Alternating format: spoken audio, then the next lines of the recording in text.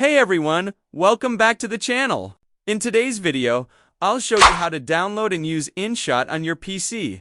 Easily, no complicated setup. Just a simple method using an Android emulator called Memu. Let's jump right into it. First, open your browser and go to the official Memu website. Download the installer and set it up on your computer, just like any other program. Once the installation is done, launch Memu. It's basically an Android system running on your PC, which lets you use mobile apps like InShot. After opening Memu, look for the Google Play Store icon and click on it. Sign in with your Google account so you can access the Play Store, then use the search bar at the top to search for InShot.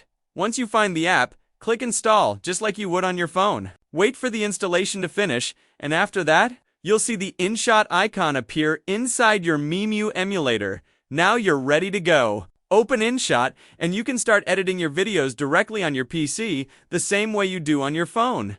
But with a bigger screen and more control, this method is perfect if you want to do faster edits, use your keyboard and mouse. Or if your phone doesn't have enough space, that's it.